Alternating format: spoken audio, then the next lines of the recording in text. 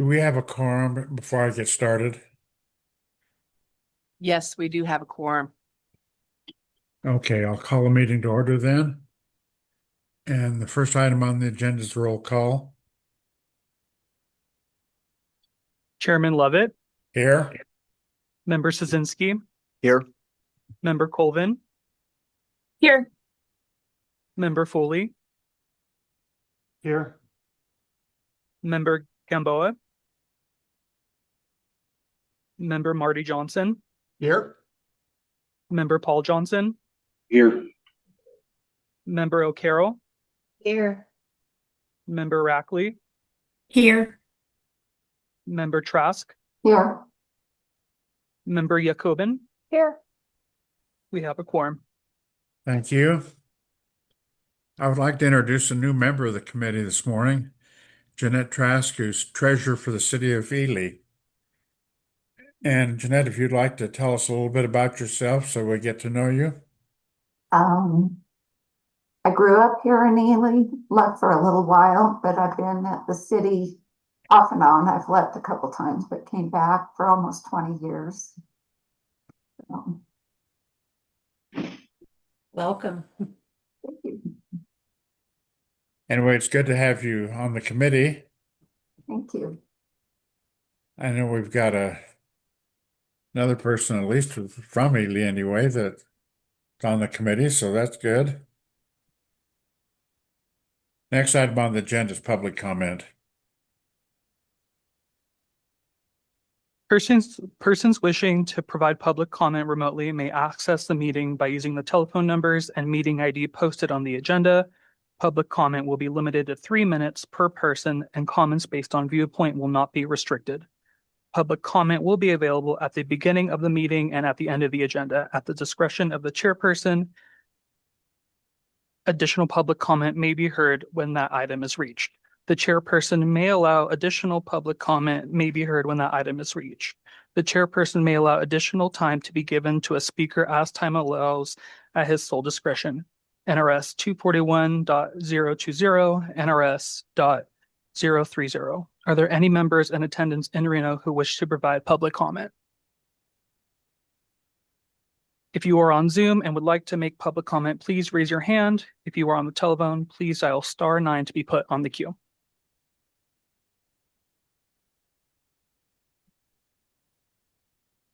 There is no public comment. Thank you.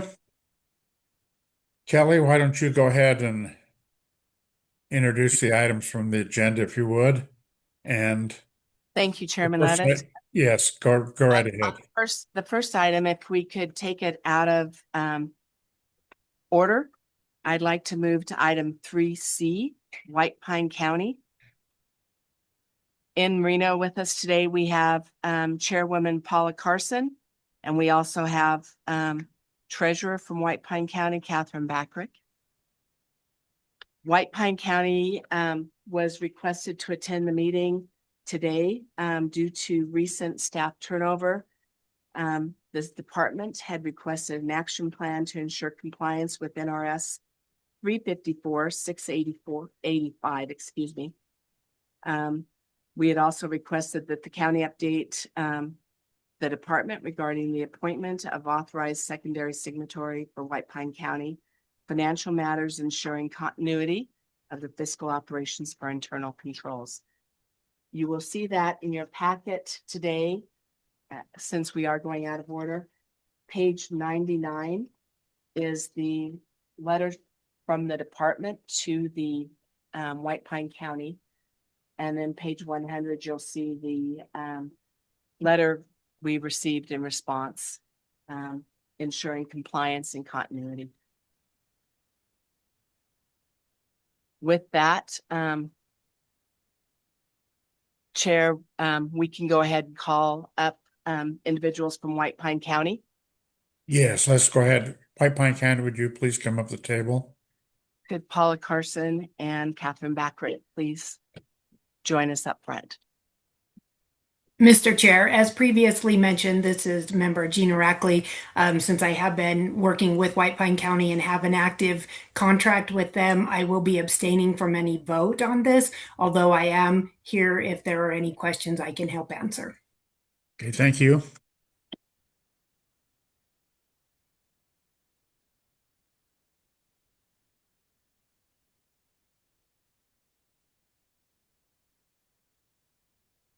Go ahead.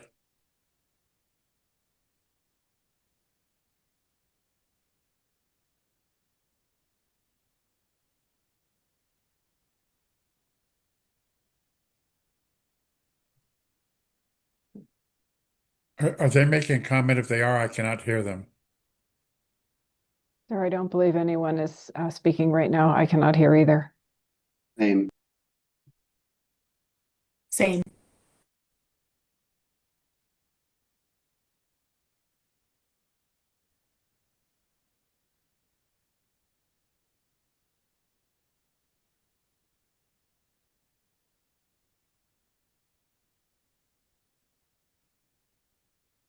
If you ladies will please make sure you state your name for the record.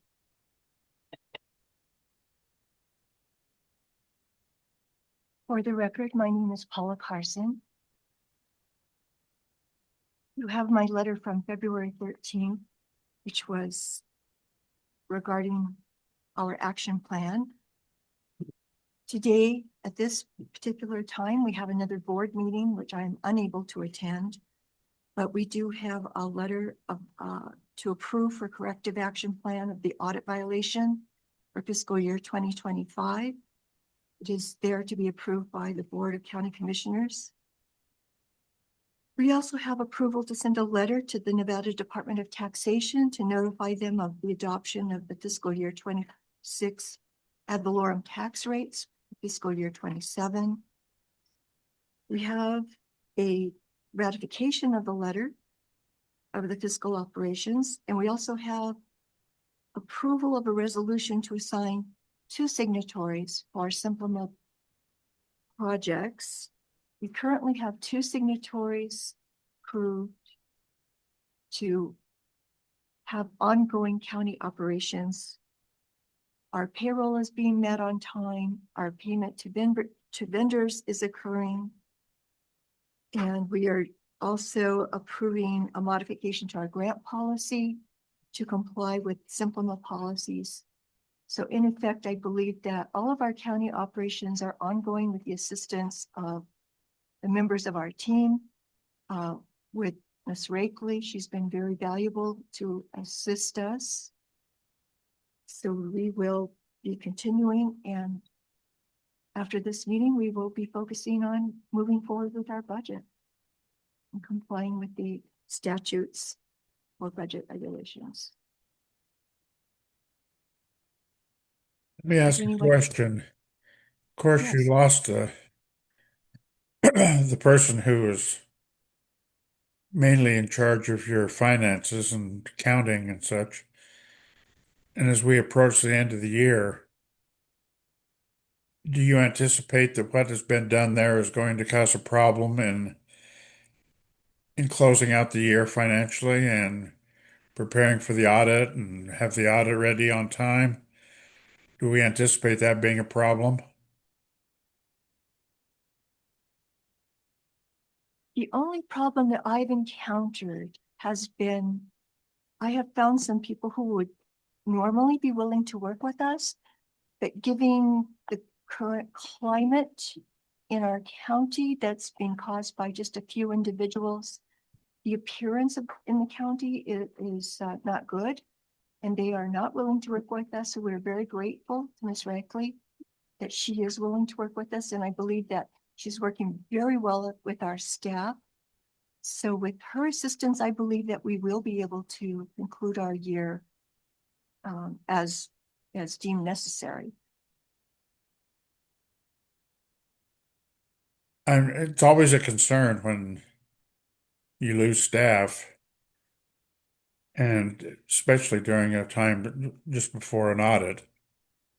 And of course, I don't know when you took action on this, whether all of this was anticipated or not, but I just want to be sure that we don't have a problem with the audit, because I will not look very favorably on that situation if you do. My understanding is that the audit has been completed. We merely need a signer for it. There was one item for corrective action, which we've addressed or will be addressing this morning. I'm really talking about the audit for the year ended 26. That audit doesn't begin yet. Oh, I know you haven't started yet, but if you're missing staff doing all the work that is required to be ready for the audit, makes it more difficult.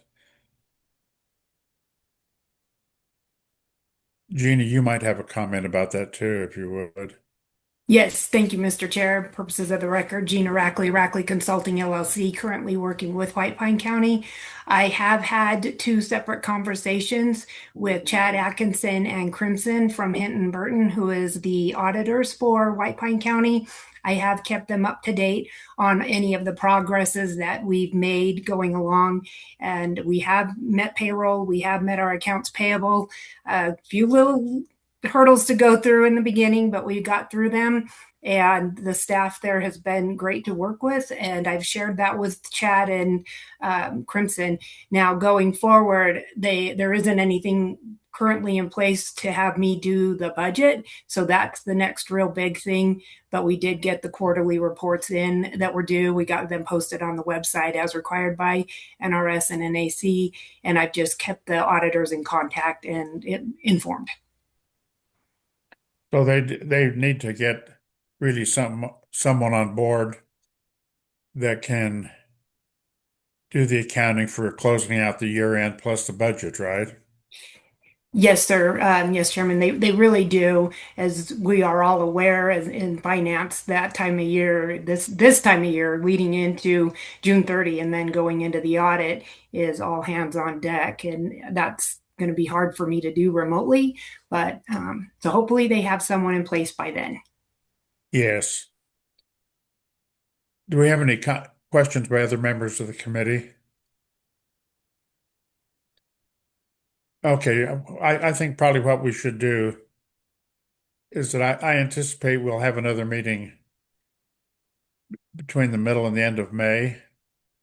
And I think we probably ought to have them come back and bring us up to date on where they stand, because by then we're going to be getting close to the year-end closing. And I just want to be sure we don't end up having another entity that we have year-end closing problems with. Mr. Chairman, this is Member Johnson. I do have some comments, but I believe Catherine Backrick is also there from White Pine County and wanted to say something. Oh, okay.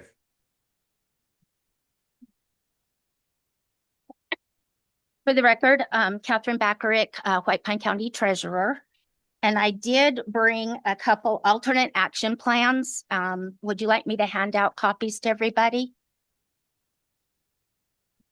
Okay, thank you.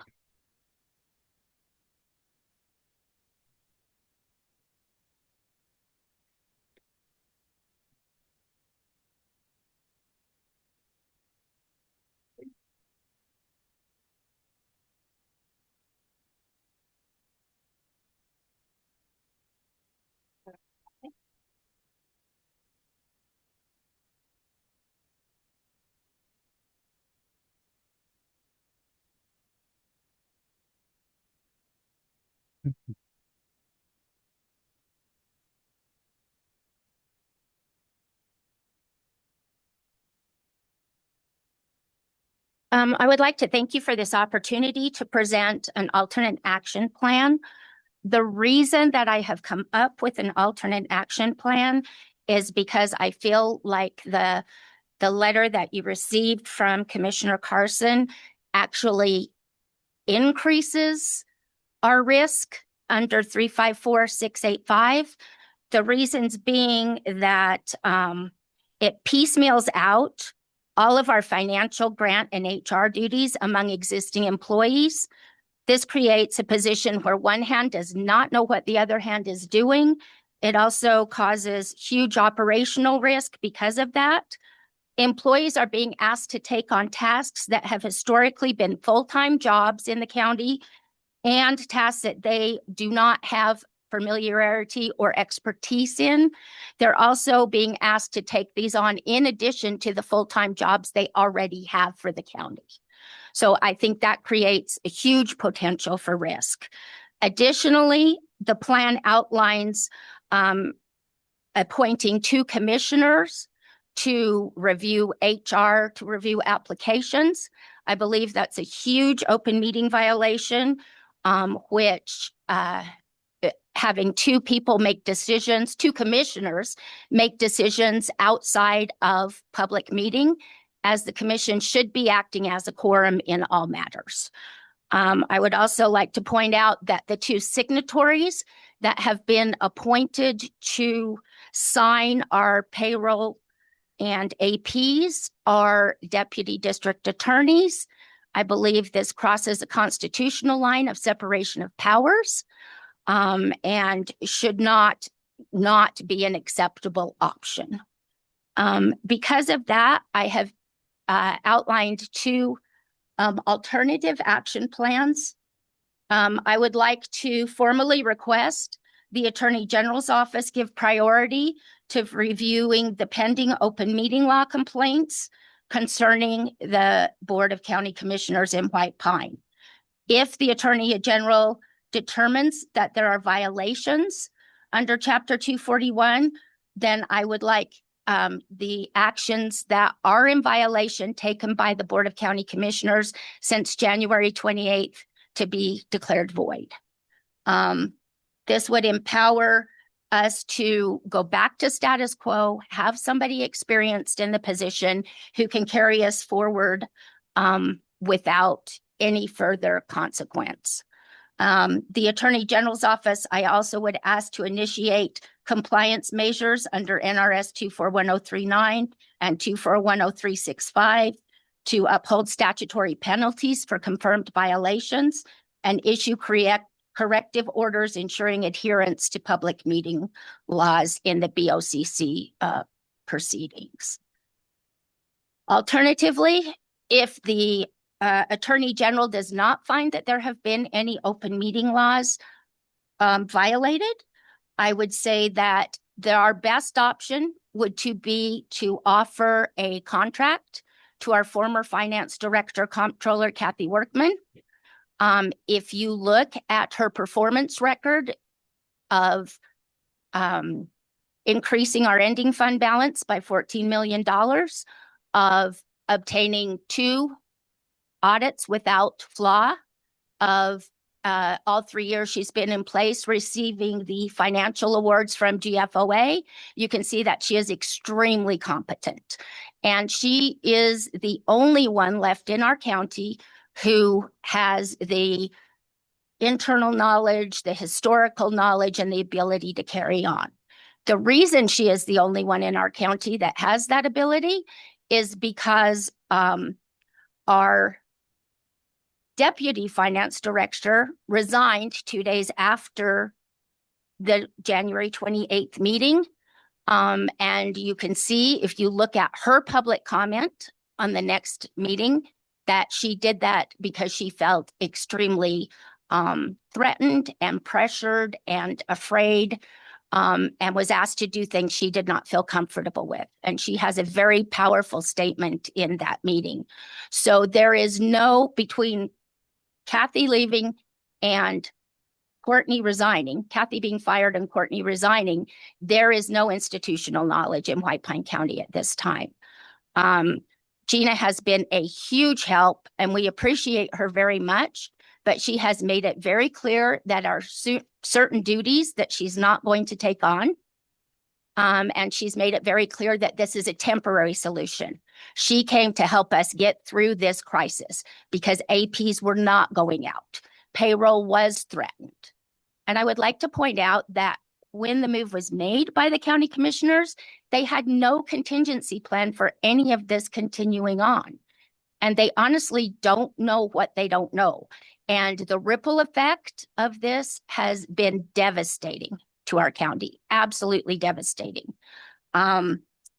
So with that being said, those are my two action plan proposals. I know that they're contingent on Kathy being willing to come back if we void that action, or being willing to sign a contract with the county, but she did indicate at the end of her firing that she would be willing to negotiate an exit strategy that did not leave our county in this position. So if she is still willing to do that, I would offer that, a 1-year contract with an exit strategy would be very reasonable. It took us well over a year to find a finance director in her when Elizabeth Francis retired. And Elizabeth spent 6 months working with Kathy to train her so that she would get that institutional knowledge and have the continuity. So those are pretty much my statements. I can answer any questions anyone might have. We have a concern about the work getting done.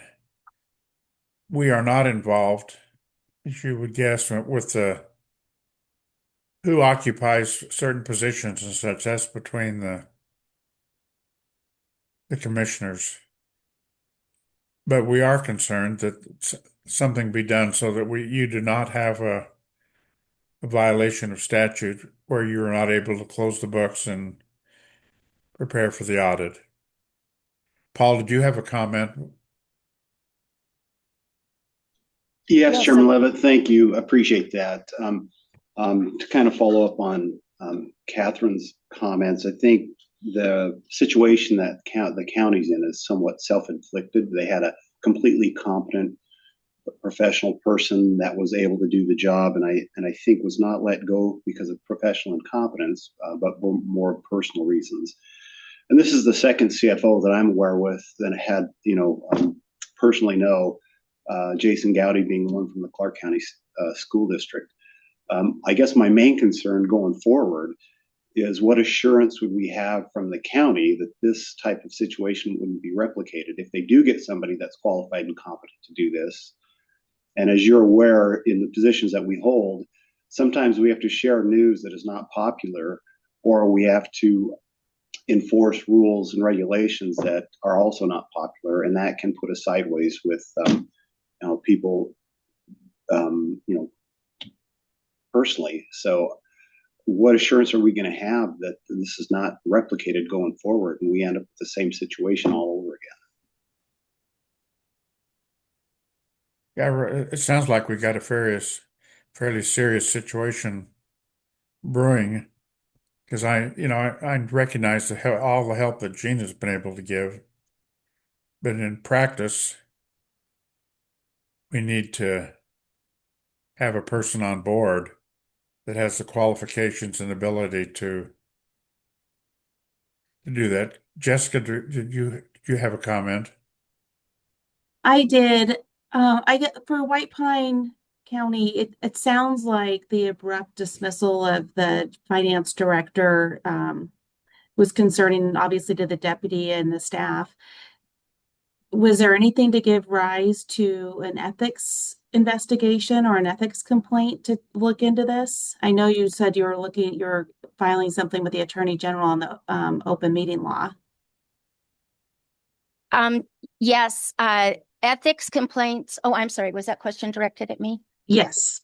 Oh, state my name. Okay. This is Catherine Backerick. I also know of ethics violations that are being filed. I know that the board has every right to dictate who occupies what positions. However, I don't think that they have the right to apply their actions in a obviously vindictive nature. And that's what I think happened. If you look at the setup for reviewing department heads, you see that there were 4 reviews prior to that of Kathy Workman. When this was proposed by the board and instituted, they said that there would be no action taken on these reviews, either positive or negative. That was not done only in Kathy's case. There was no offer of closed session, and it was to everybody else. A person who was supposed to be reviewed on January 28th was bumped so that Kathy could be moved up in the review process to the very first meeting that Chairman Carson was in charge of after her appointment as chair. That move up was never explained. And since the time that was complete, the person who was bumped has not been rescheduled. And in 2 board meetings, there have been no further reviews of department heads, which were scheduled. So I think that in that meeting alone, there were several ethic violations just in the fact that things are not being applied uniformly and things like that. I know I've filed a couple other ethics complaints from other meetings. I'm personally filing one for me that I have not submitted yet because I feel like I was misled, coerced, and harassed into adding the 2 signers that I added to my bank account. And I think and I have been prevented from performing my statutory duties, which I feel are huge ethics violations. So I hope that answers your question. Additionally, Chairman, we also have Paul Carson here, who I believe was ready to speak when we had Paul Johnson speak. So she may have some words as well. Okay. Paula Carson for the record. It is pretty obvious Ms. Baccarat has done everything she can to put obstacles in our way. And I personally have known her for 20 years, and I thought we had a very good working relationship when she was a branch manager at Bank of America. However, it is very obvious that she is one of the people in our community who is putting obstacles in the board's way and preventing us from moving forward.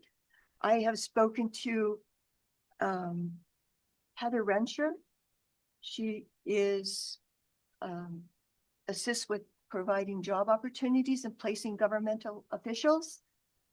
She was very kind. She spent an hour with me on a Sunday afternoon, and she's a professional who could possibly assist us with finding a new finance director. However, giving me the advice to continue with Ms. Rakely until things calm down. However, given Ms. Baccarat's comments, it is obvious it's going to take a great deal of time because she obviously has preference for the finance director that our board terminated. And this finance director caused us to lose. We had to give up over $15 million in grant money because the grants were not properly managed. Last year's budget, we were forced to sign a $74 million budget. We do not have $74 million in revenue. It is closer to 35. A month later, I was called to come back and sign again for $80 million because there was a $6 million error in our budget. And this is only 2 of the major factors. Our kind director here, our kind treasurer, insists that it was personal. It was not. And I just object to her comments. Thank you.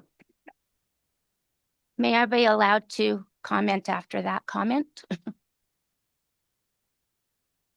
Go ahead. Okay. First of all, this has been one of the ongoing problems. These statements have no documentation. I think if you look back at the balanced budget that was submitted to the Department of Taxation last year, you will see that Chair Carson does not understand the budget, and she has been in office for a year and a half. You know that you received a balanced budget from White Pine County. So to say that we had an $80 million budget with $35 million of revenue, I'm sorry, but that is completely inaccurate. The money that she's referring to, the $15 million in grants, again, is an inaccurate statement. Kathy inherited a problem with 3 SNPLMA grant projects. She worked out a method by which we could get from red to green with SNPLMA again, which involved delaying 2 of those 3 grant projects and a way to complete the 3rd. Delaying those projects does not mean that we lost $15 million in grant funding. Again, an inaccurate statement. And this has been a pattern throughout this entire year of the board. I would ask that if she's going to make these statements, that she be asked to provide some backup documentation for them. I think we've probably had enough back and forth. We don't need any more of this. What I'm thinking is that probably what we should do, other committee members can voice their opinion as well. We should probably have an official statement by the county commission, which is agreed upon in one of their meetings, in a letter to us indicating what they plan to do with providing staff that can prepare the budget, that can do the financial reports, and all of those things that are necessary to be ready for the audit. And I think if they do that, then we can review that. Our concern really does not relate to staff. It relates to being able to get the job done. But we want to be able to have an assurance that the job can be done regardless of who does it. I don't know. Other members of the committee might have a comment also, whether they agree with me or whether they would prefer something else. Mr. Chair, that is a good idea, in my opinion. Abby Yacoven, Washoe County. Thank you. Mr. Anyone Chairman, else? again, Yes. Kelly Langley, Supervisor, Local Government Finance. The department did receive a timely budget for the 25-26 budget. We also have received our audit. The audit was clean. There was one violation that we requested a corrective action letter on, and the department has been informed that that's in the process and it's been corrected. So I think Gina can speak to that, Member Rackley, in regard to those items, if she's found anything, if you have further questions on that. Okay, thank you. And it appears that what's happened in the past is very acceptable. And I think what I'm concerned about and what I would like to have in this official statement by the county commission is prospective as to what they plan to do with the budget that's going to be filed. The tentative on April 15th and the final on June 1st, and as well as closing out the year end. Paul, do you have any comment about that? Yeah, Chairman Lowe, thank you. Appreciate that. Member Johnson, for the record. It sounds like we have a governance issue more than a local government finance issue. The only thing that I don't know if it's appropriate or not is to get some sort of reassurance that this cycle is not going to be repeated, and that future CFO at the county, I guess, isn't dismissed without cause, so that we don't end up in the same situation where another CFO has been terminated. Those are my only thoughts. Okay. Any other comments, members of the committee? Yes, this is Jessica Colvin. If I could add to that. Also, if the commission could address, how they'll ensure that internal controls are adequate and that they're maintained on a daily basis. And I don't know if Ms. Rackley could take a look at that as well to make sure that whatever they do have planned, that they will have appropriate internal controls. I think that's a good idea. I think that should be added to the information that I mentioned requesting of them. Any other comments about things we might? Mr. Chairman, this is Tom Szynski. I think as part of this discussion, it seems to me that the county manager should be part of the discussion with the commission as well. I mean, that's the chief executive officer. And typically when we're having these types of discussions, we like to see both the finance officer and the chief executive officer. So I would add that thought. Mr. Chair, if I may ask a question? Yes, go right ahead. Is there any, I did not see it in the packet, is there any concern with the current audit contract continuing on and being awarded in March as required, or the board being notified of who the auditing firm is for the financial statement audit for 2026? Kelly Langley for the record. There's no concern with that. Thank you. Thank you. Mr. Just for Chair. the record, I'm sorry, but White Pine County does not have a county manager. This board eliminated that position. Okay. Mr. Chair, if I may Yes, add yes, to go that. ahead, Tina. So just to speak a little bit about the internal controls, just to maybe help some of the fellow members get a little peace of mind in the interim.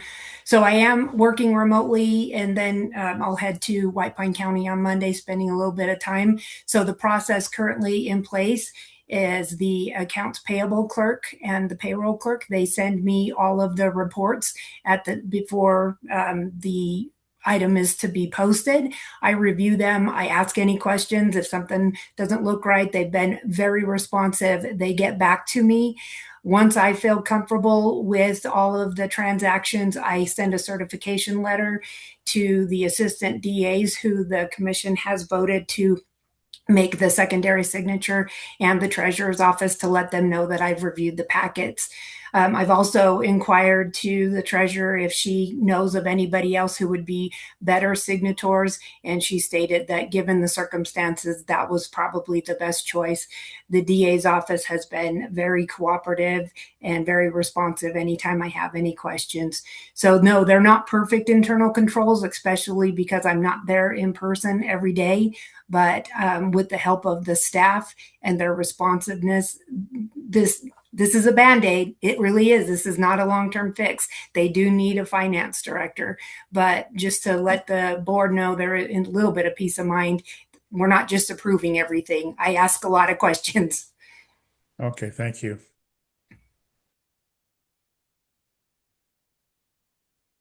Let's go back to, I had made the comment about that we would request an official letter from the county commission involving these things.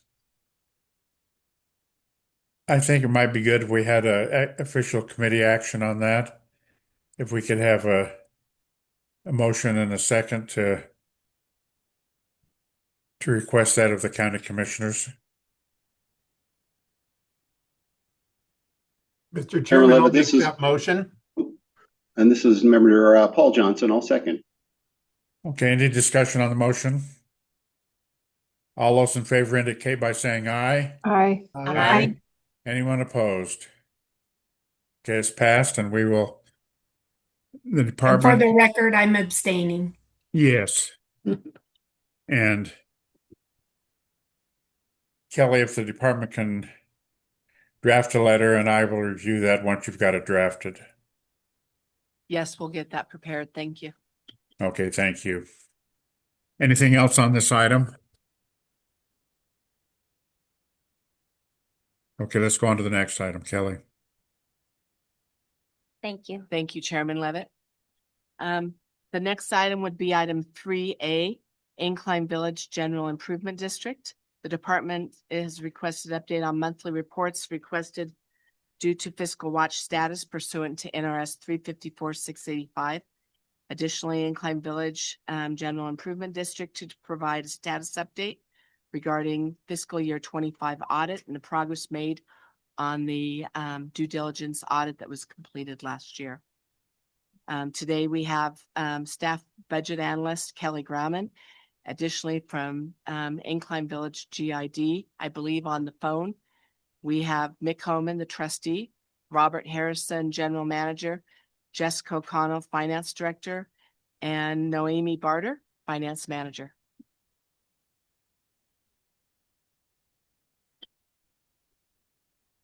Go ahead.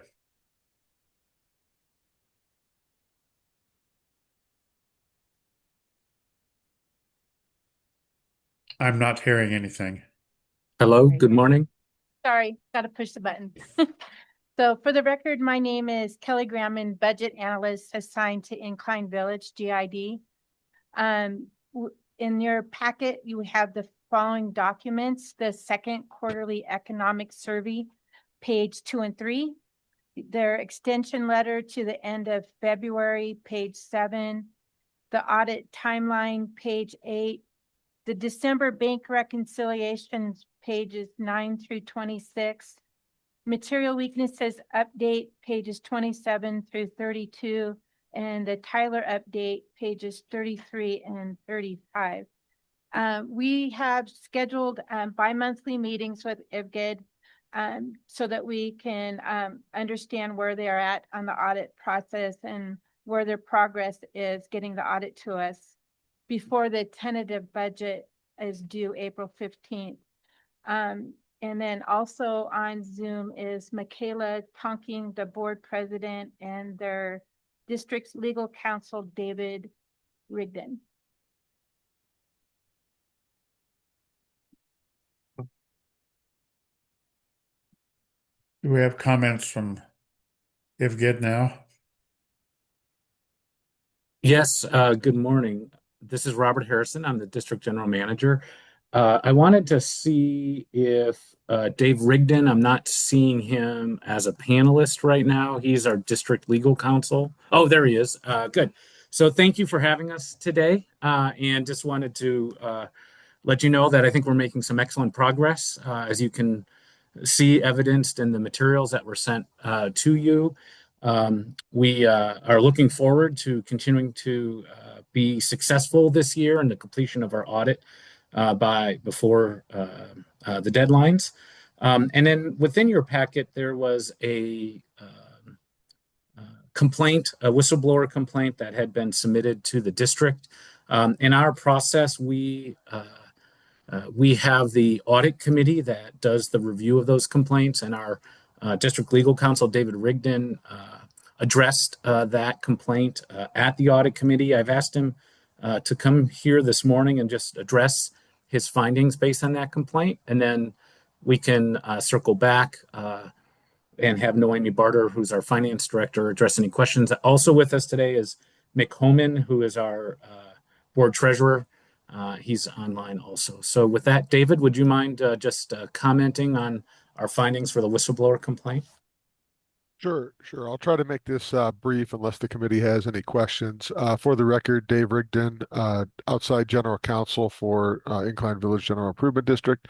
The complaint that we received was sent to the general manager back in January. Concerned the process and some issues with regards to a project that the district has been working on for several years now, which is a complete reconstruction of the beach house on one of our private beaches. That project was done under a design build contract, and we have some citizens who have been objecting to that project since the outset. We received this complaint, and the general manager immediately brought it to mine and the board chairperson's attention, and we determined that we would handle it under our whistleblower complaint policy, even though it's not an internal whistleblower. This is coming from somebody. It's an anonymous complaint that's coming from somebody outside of the organization. Our whistleblower policy is pretty broad and allows such complaints to be handled under that policy. And because this implicated allegations of violations of NRS, we felt that was the proper way to handle it. So I was assigned to as the district's legal counsel to investigate the complaint and provide a report to the audit committee. I did that. I went through each of the allegations in detail. We found that there was no basis for any of the allegations. I can get into them in specifics if you would like. The biggest ones, the one that most concerned me, was the allegation of bid rigging and that we were improperly we were not properly overseeing the contractor and the subcontractors. The statute that was alleged that the complainant is alleging that we violated is a statute that has to do with pre-qualification of subcontractors.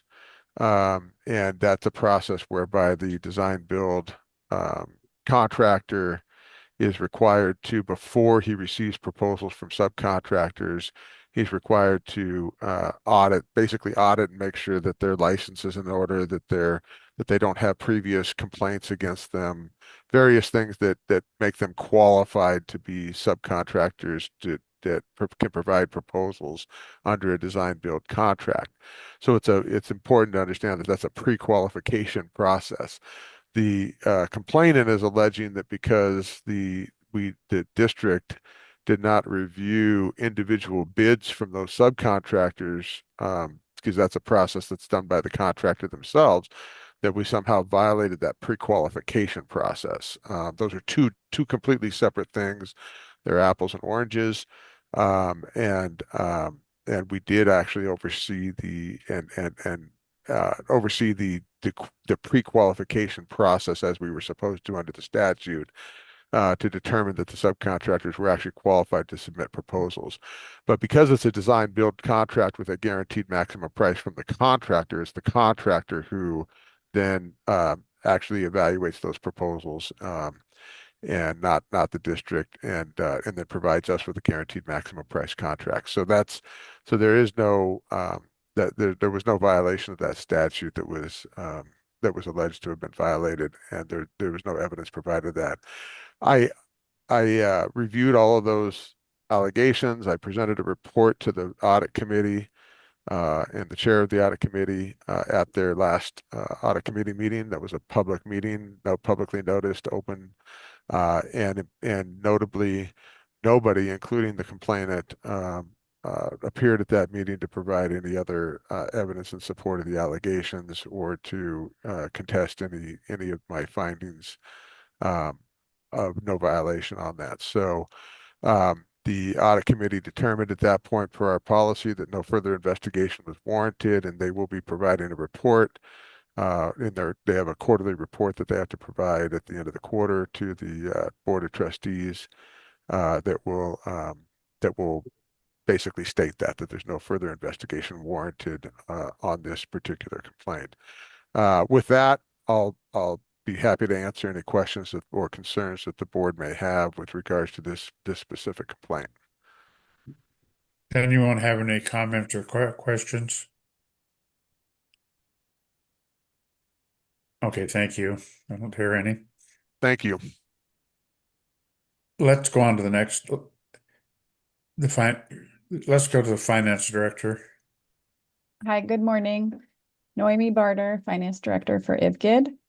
I'm here to provide an update for our fiscal 25 audit progress. We have submitted roughly 70 items out of 90 requests to the auditors.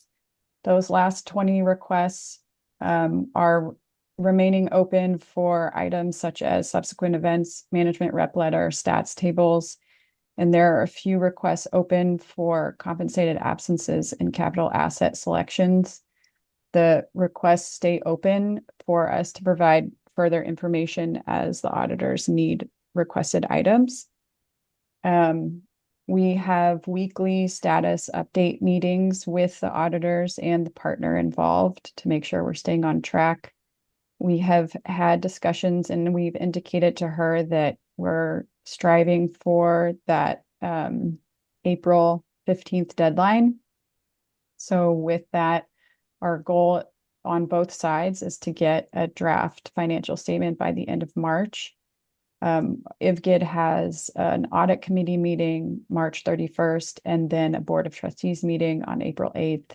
And those two deadlines are our goals for a draft to be submitted to the audit committee, as well as, fingers crossed, final issuance of the audit report by the April 8th meeting. And so far, the audit partner has told me that that's doable, and that's the goal and what we're trying to achieve and strive for.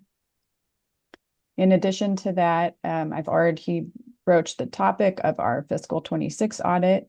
We have signed an engagement letter for the fiscal 26 audit with the same audit firm, which is CLA, and we have been tentatively put on their schedule for the week of September 14th for fiscal 26 in order to meet the November 30th deadline for the state. Any questions on the audit update before I move to our due diligence audit? I'm happy to see that you're looking at the next year anyway. I'm not, obviously I'm not really thrilled the fact we're going into April which is 10 months after the close of the previous year before we get an audit, but I suppose that's the way it is. But I definitely think this next year we need to see an improvement, and as you mentioned, to get the audit on time. And I think that's an important thing as it relates to our supervision of you under your status. Yes, Do agreed. you have comments or questions from other members of the committee? Chairman Levitt, this is Kelly Langley, Supervisor of Local Government Finance. I also would like to draw to everyone's attention the extension for the audit, for the 25 audit. The staff has provided a 60-day extension as we had spoken at the last CLGF meeting. Yes. The department, although we've been requested to provide additional extensions, as they've stated, it'll be available to us in April. We have not provided any additional extensions, and at this point, the department would have that be an audit violation for this coming year, but that the department will not be providing further extensions without guidance from CLGF if you choose to do otherwise.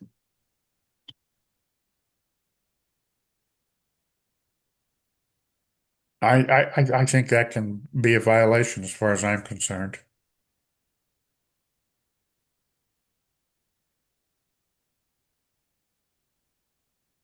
Mr. Chairman, Go ahead.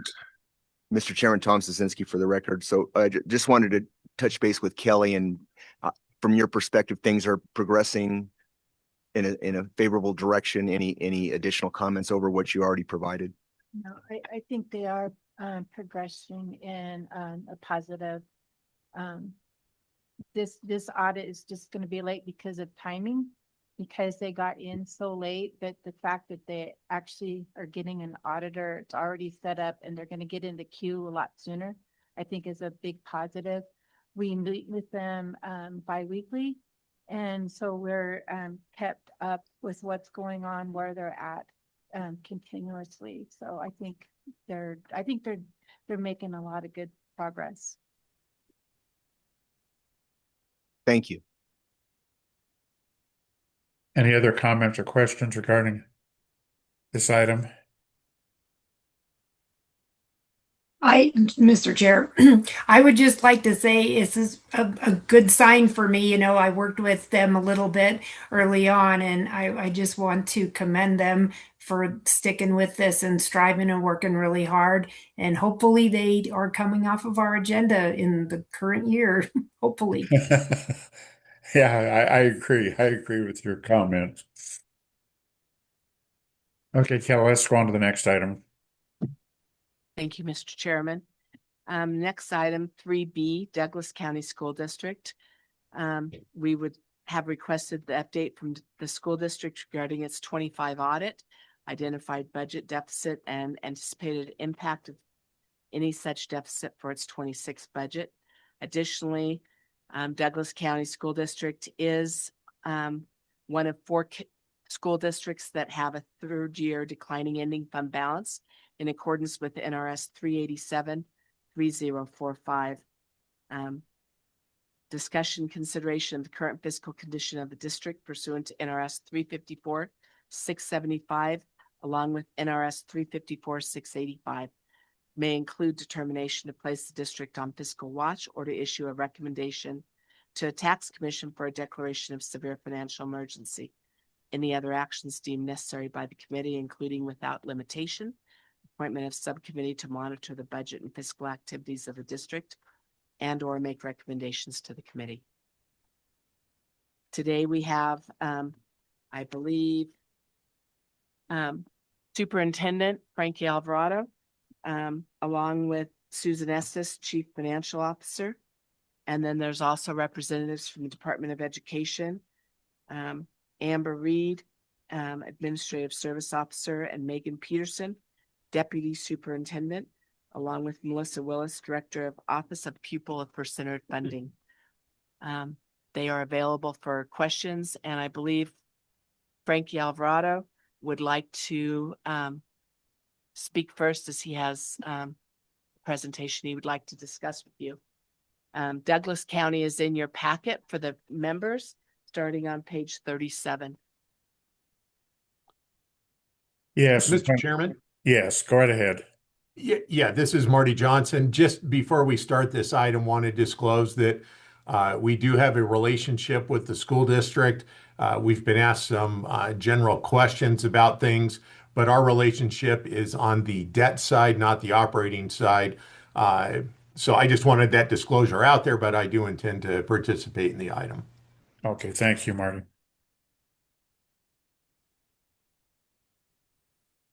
I think there's two things that I think they're really concerned about as you begin your presentation. One, at this very current moment, where do we stand on how much of the deficit have you resolved to eliminate? And the next item, of course, is how do you plan to eliminate the rest of it that you have not yet eliminated at this point? So if you could address those two things as part of your discussion. And of course, you've got a tentative budget coming up here in a month and a half or so, and I think we need to not have deficits when that's filed, so you might address that as well.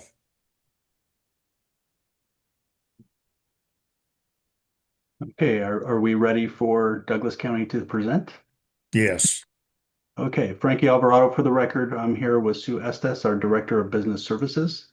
Thank you, Chairman Leavitt, for this opportunity, and also the members of CLGF for Douglas County to present our fiscal stabilization and recovery plan. We've worked tirelessly to try to wrap our head around the root causes for our budget situation and to make reductions to put us in a strong position financially. So today I will go through a presentation.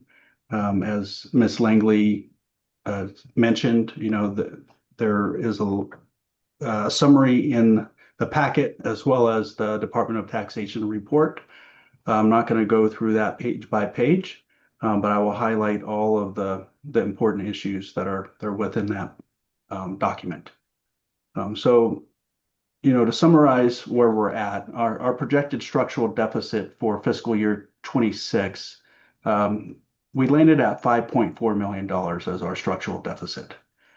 Some of the reasons why we are in this situation, I will discuss on the next slide, but we've had an enrollment decline of about 17.4% of our students. That's 1,007 students since fiscal year 16, all the way to present day.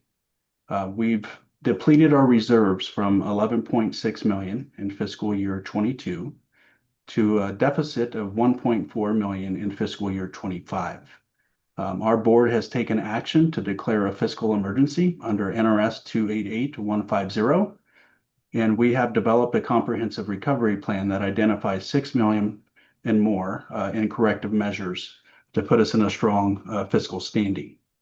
So looking at the root causes of our deficit, mentioning that enrollment decline of 17.4%, the district increased its staff by 1.5% while we were declining enrollment. And that's equivalent to about 90 positions district-wide. Our expenditures during the time frame increased 14%, while our revenues remained flat, which led the district to have a historical reliance on fund balance to cover operating gaps that we have throughout every school year. Under the PCFP, compensation grew faster than the revenue. In fiscal year 24 and fiscal year 25, the district provided salary increases to our employees, 11% in fiscal year 24, 4% in fiscal year 25, for a total of 15% over 2 fiscal years. And we had to provide those increases to remain competitive in our salary schedule to recruit, retract, and retain high-quality teachers into Douglas County School District. And many of the districts across Northern Nevada and across the state also provided similar increases. At the same time, PERS contributions increased. So in this last biennium, we went from 33.5% to 36.75%. And we had consecutive PERS increases in the last 2 bienniums, and we do anticipate further increases to PERS, most likely in the next few bienniums. And the last item for some of the root causes here is our health insurance costs rose significantly. So looking at our current financial position, we had a deficit of $948,911 in our general fund for fiscal year 25, as well as a deficit in our special education fund of $476,339. Rolling over a deficit into this fiscal year of $1,425,250. So that led us to have a projected cumulative deficit for this school year of $5.4 million. Our board took some immediate actions with contract decisions. So in December, the board denied contracts for our Bus Drivers Association as well as our Certified Association, which reduced expenditures about $928,000 for this fiscal year. The district implemented a hiring freeze district-wide, and we looked at vacant positions and had planned attrition when positions became vacant and planned to eliminate those positions. That brought us a savings of, just over $626,000. And then we've also done a reduction in force for this year, which will bring in a savings of about $122,000. We looked at some purchase orders and contracts, and we made some reductions there, equating to about $70,000. And then we reviewed our expenditures that are within the general fund, and through attorney guidance, making sure that we're making moves that are legally compliant, we shifted $1.3 million from our general fund over to our capital projects fund. And so those purchases were for school buses, technology expenditures, as well as textbook purchases, that were frozen and transferred. So verified savings for fiscal year 26, we're looking at, a savings of just over $3,046,084. And then comparing that to our projected deficit of $5.4 million, we have a remaining gap of $353,916. So our board has declared a fiscal emergency. They adopted a resolution on January 15th of this year for the reasons of having an ending fund balance below the statutory requirement of 4%. We activated NRS 288150 for bargaining authority. Yesterday, we met for our first round of negotiations with our certified staff. We will schedule time with our bus drivers and our classified associations to make sure that we are getting back to the table when we're looking for concessions to help put us in a better financial position in terms of our expenditures. We provided formal notice to all employee organizations regarding this fiscal emergency, and we've opened up the lines of communication. So some proposed salary and PERS adjustments. Once again, these are negotiated items, things that we have no agreement to, but things that the district is bringing to the table. So some items are potentially looking at a 4% salary reduction effective to January 1 of 2026, which has a potential savings of $1 million for a partial year for fiscal year 26. And the district will also look at that 4% salary reduction for fiscal year 27, which can help reduce costs by $2 million. And once again, all of that is applied to all employee groups, but we have to go through the collective bargaining sessions with each of the groups separately. It's not one group session with everybody. In the last biennium, I mentioned that PERS increase. The district covered the entire PERS increase as required by our collective bargaining agreements, but NRS conflicts with that. So we're going to propose that we split the most recent PERS increase. We do a cost share adjustment. And this is consistent with NRS 286.421 subsection 3. Which could potentially bring us savings in fiscal year 26 of $280,839. And then that savings for a full year could potentially be for fiscal year 27, $561,679. So other actions, forward-thinking adjustments that we're looking at in the district is the Board of Trustees has provided me authority to file legal notices for school consolidation. So we are in the initial stages of that. We've held our town halls, engaged the community, solicited input from the community, and we're currently in that process with a potential final decision being made at a special meeting on March 12th. So just a couple weeks away here. Other future adjustments are staff right sizing. So making sure that we're aligning our staff to an enrollment, looking at contracts that we have out there with other entities and possibly renegotiating those contracts and making adjustments. The board is considering asset liquidation. At an upcoming board meeting tomorrow, we do have multiple items, 4 items on there. We have 2 appraiser valuation reports. We have a potential resolution for the board to consider to surplus a property. And then we have a potential commercial real estate agreement to proceed with those actions. And then lastly, another forward-thinking adjustment would be looking at revenue enhancement strategies. Okay, so to talk a little bit more about the elementary school consolidation, what we're looking to do is taking C.C. Manale Elementary School, which is locating in the Ranchos, and consolidating that school into Scarcelli Elementary School in the Ranchos. These schools are just under 1.5 miles distance from each other.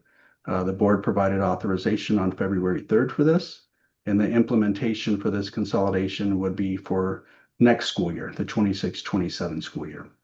The potential savings next year, we equated that to be approximately $938,000 with a little bit more with utilities built into that.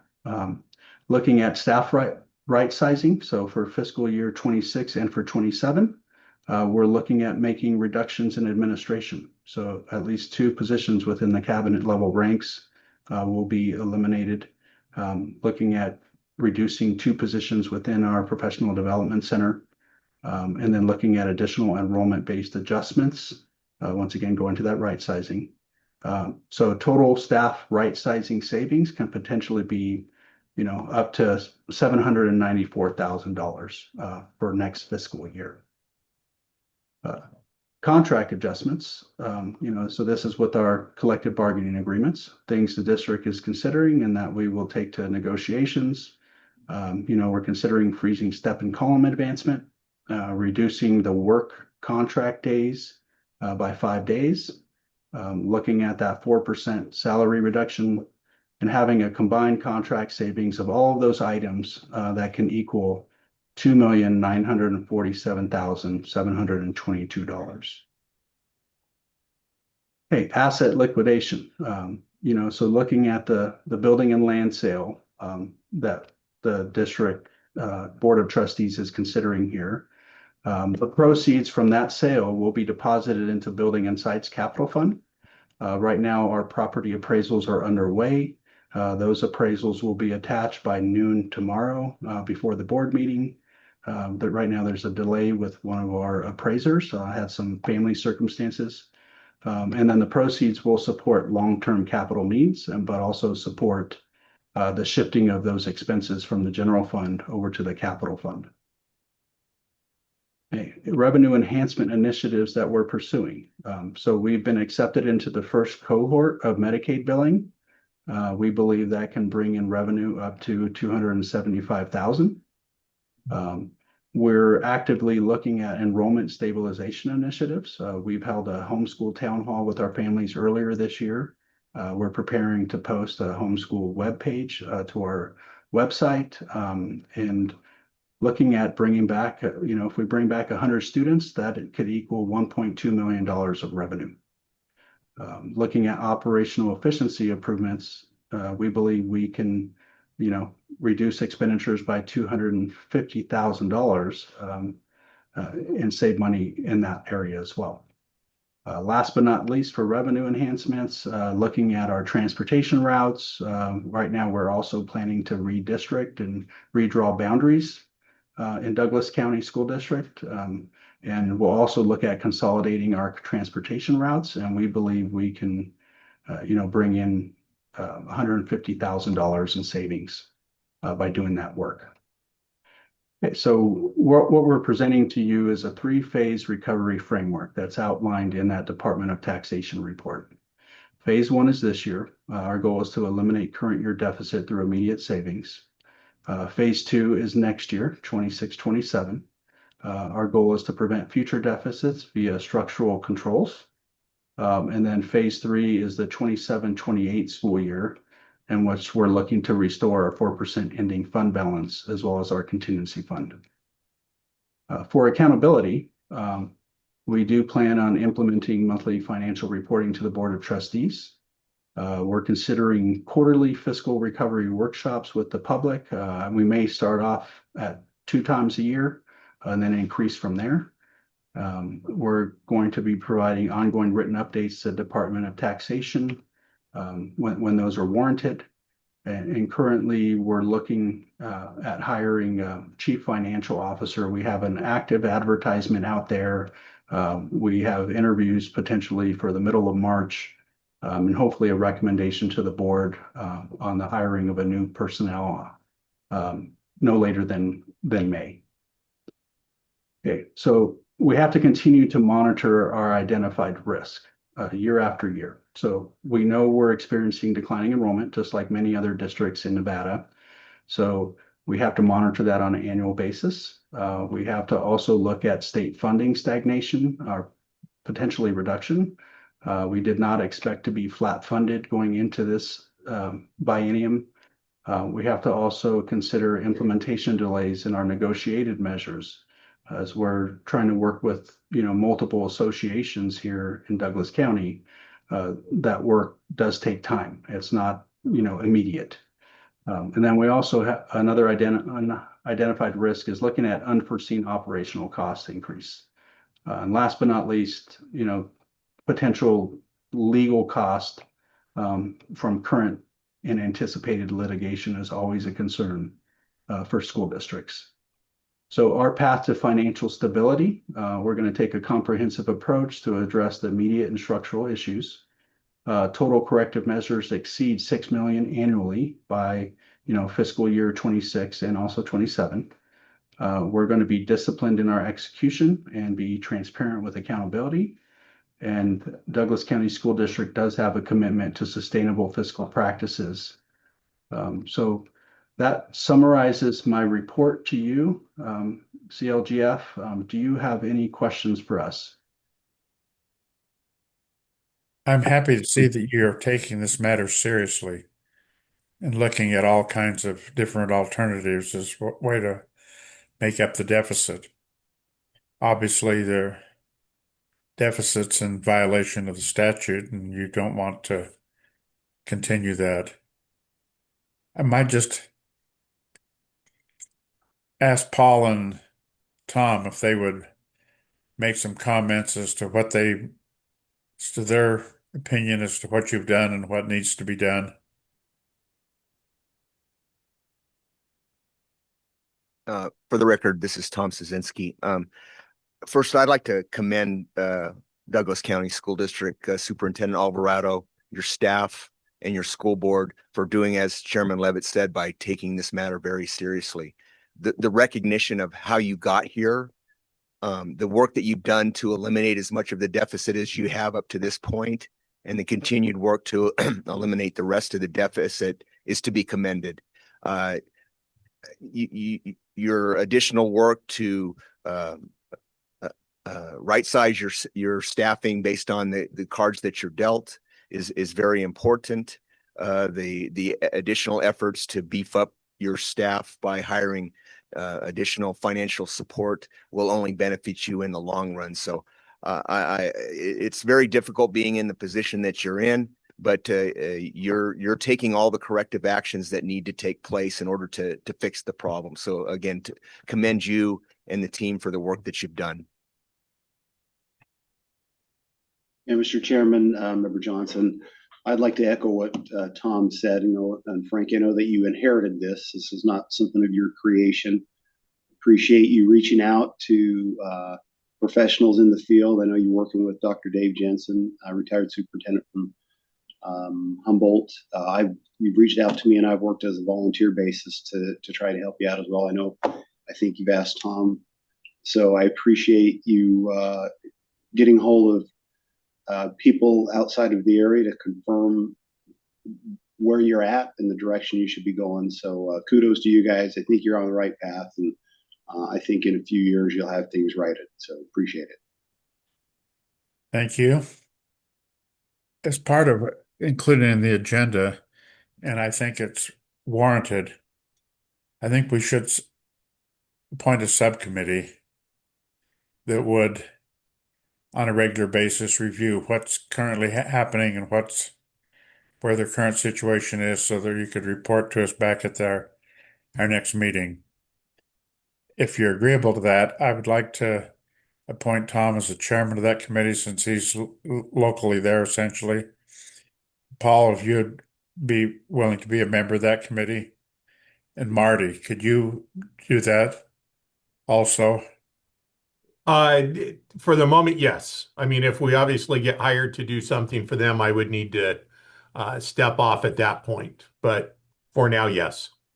Yeah, and one of the reasons, particularly Marty, that I thought it would be good for you to be part of this committee is the fact that I would also like that committee to look at the general school situation in the state. We've got an item on here coming up about declining fund balances. And that seems to be if not universal, close to universal problem among the various schools. And so I think it would be wise for this subcommittee to work with the school districts, including the Department of Education, to see what needs to be done, what can be done, if anything, or even propose legislation for the next session to see if we can get us out of this before we have all the school districts in the situation that Douglas County is right now. Yeah, absolutely, Mr. Chairman. Happy to do that. And Tom, are you willing to be on that committee and serve as chairman? Yes, sir, Mr. Chairman. And if I could, I'd like to jump in on just to piggyback off of what you said in terms of upcoming legislation.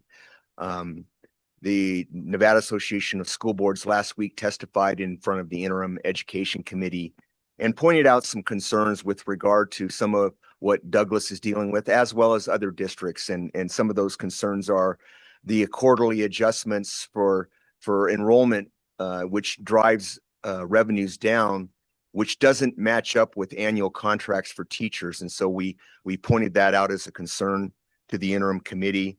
We also discussed the issue with regard to flat funding and expenses that are accelerated above the revenues that were provided by the legislature, which is creating some issues for the school districts as well. And we also suggested that a review of the hold harmless agreements be taken a look at to provide some relief for the school districts. Again, just our suggestions to the interim education committee, something to address what you said, Mr. Chairman, the next legislative session. So, but back to your original question, yes, I'd be glad to serve. Thank you. Now we have an item as part of this agenda item as to whether we should recommend going to fiscal watch or severe financial emergency for Douglas County schools. Now, I personally don't think that the situation warrants severe financial emergency, but I'd like to get an opinion both from Tom and Paul as to whether it'd be appropriate for us to put them on fiscal watch or not. Now, they're obviously they have problems, but in my opinion, at least, it looks like they're really handling them quite well. But I just want your opinion as to whether we should recommend fiscal watch for them. Mr. Chairman, this is Member Johnson. I think with the subcommittee that you've outlined and that communication should suffice. And if there are some turbulence along the way, then we could take more advanced recommendations if necessary. But I think the path that you've already charted seems fine by me. Okay, thank you. Tom? Yeah, I'm fine with what Member Johnson has just recommended. I think we're going to continue to monitor the situation along with Douglas. So I think we continue to go down the path that's been presented. Okay, that agrees with my thinking, and I'm just happy to hear that you feel the same way, both of you. Any other comments or questions from the committee regarding the Douglas County School District?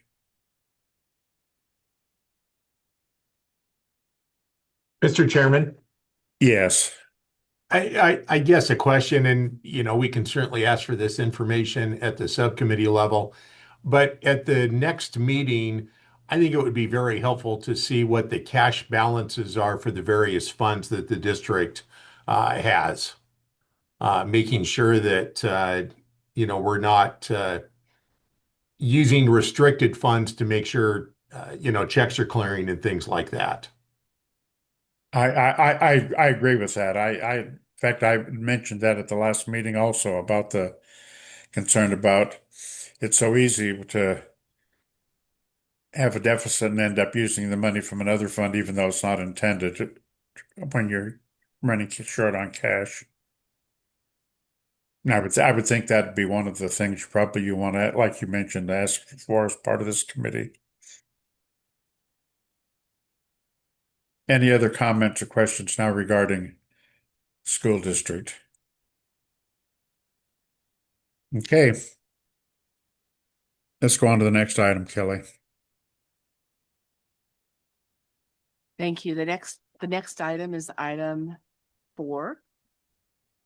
And let's see, sorry, I lost my place for a moment. We have Eureka County, Nye County, and Humboldt County School District, all of which had a third-year declining ending fund balance. We've requested that each representatives from each of those school districts attend today. Before we ask them, what their plan is to build up those ending fund balances, I'd like to point out to the committee that on page, bear with me while I get the page for you. On page 298 of your package and 299, there's ending fund balance schedule that we put together as the department for the committee. That provides ending fund balance for all 12 or all 17 of the school districts. You'll be able to see the highlighted ones where it's been a minimum of 3 years ending fund balance decline, to Nye County where it's been, over the past 5 years, it has been declining. Additionally, so that's an actual information based on their audit. Additionally, to the right, I provided budget information for the 24-25 year, so you can compare that to the actual, as well as the budget for 25-26, to see that right now the budgets we have and those budgets that are reflected there is the December amended budget. So that's been amended. If that information helps you during the discussion with Nye County Eureka or Humboldt. Having said that, I'm not sure if anyone's here in Reno. And so they're all online, correct? Those 3 school districts are online to speak. Yes, go ahead. Mr. Chairman, Yes. it's Marty again. Similar disclosure to what I said with Douglas. We do have relationships with Humboldt and Nye. Again, on the debt side, not necessarily any operating stuff. Just wanted to make sure that that was disclosed. Okay, thank you. Taking them in order on the agenda, let's request for Eureka County School District. We have Rhonda Wilker. She's the finance director and is available online. Rhonda, are you there? Yes, I'm here with Superintendent Elts. Right, good morning, Chair Levitt, members of the committee. We appreciate the time to be here today. We just wanted to run through a couple things, and we're certainly happy to answer any questions at the end. Some of our ending fund balance decline in Eureka County has actually been strategic on some of the moves that we've been doing from the implementation of the People-Centered Funding Plan. That was implemented in 2021. In 2021, we received an $8.3 million net proceeds payment. There was kind of some confusion as to what the net proceeds payment would look like into the next year. We were informed of April the following year that we had been double paid on that. So for the first 2 years of the People-Centered Funding Plan, we didn't receive full payments. So we had to use ending fund balance just to go through those fiscal years to meet our operational costs. Throughout that same time, we've also, as Superintendent Alvarado had mentioned, we've had a pretty significant decline in enrollment. But at the same time, the Eureka County School Board has been very strategic. We have 2 potential very large mines opening here. Our enrollment is dropping, so we have a strategy of what our district would look like with growth. But at that same time, we have seen declining enrollment. So for the past 4 fiscal years, we have been reducing staff and reducing costs through attrition and have a pretty good plan of what that will look like moving forward. So we have been pretty strategic about plans, either direction, what we're going to do if we grow or if we continue to decline enrollment. The last thing that I wanted to touch on is our capital project fund. We have been making a general fund transfer from the general fund to the capital project fund every year, just to try and avoid some of the hits that some people have been seeing across the state. With the implementation of the People-Centered Funding Plan, we don't see long-term ways of how we're going to maintain our buildings and facilities. So about 5 years ago, we had a strategic plan in the district of modernizing some of the things, retrofitting our lighting, replacing a lot of the windows, those type of major expenses that we wanted to take care of to reduce future costs while we still had the money to do that. And with that, each year we want to try and grow our capital project fund as much as we possibly can to prevent some of these issues happening in the future of not being able to afford or maintain our buildings into the future. And I'm happy to answer any other questions that you may have. You know, it appears that a number of districts have experienced this declining enrollment problem. Yes, I believe all 17 school districts and the State Public Charter School Authority have all seen a declining enrollment. We actually have our numbers here from the fiscal year of 21. The Eureka County School District's enrollment has declined by 9%. We did actually raise a little bit from that number. In fiscal year 22 and 23, we actually had the highest enrollment ever, but we didn't receive full funding for the People-Centered Funding payment those years. So it didn't really benefit us a whole lot, but we dropped 36 students the following year into the 26 school year, or to the 24-25 school year.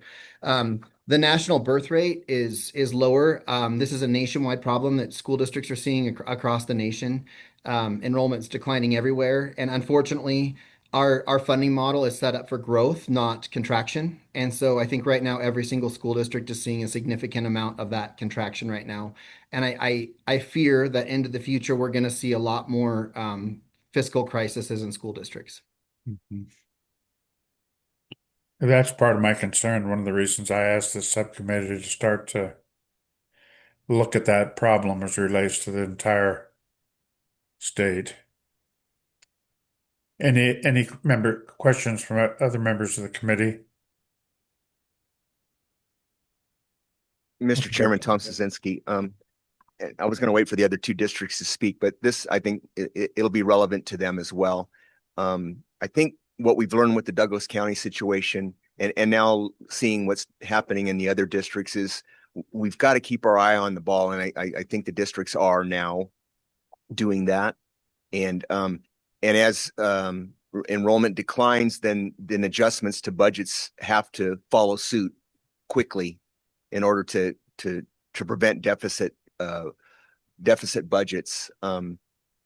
I'm glad the discussion of capital was raised for the rural districts.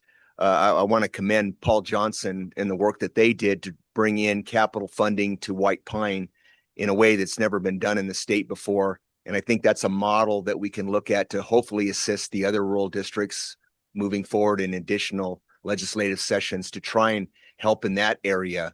But we also have to be vigilant. As I say, in some districts are capital rich, but operating poor. And so we've got to really work in the legislature to address the operating poor piece. 2 sessions ago, the legislature came through with record funding. But again, this last session, we saw relatively flat funding, and that creates a lot of issues for districts. So I'll get off my soapbox. That's my comment. Okay, thank you. Let's unless there's any other questions, let's go on to the next district. Thank you. Thank you. The next district, Nye County School District.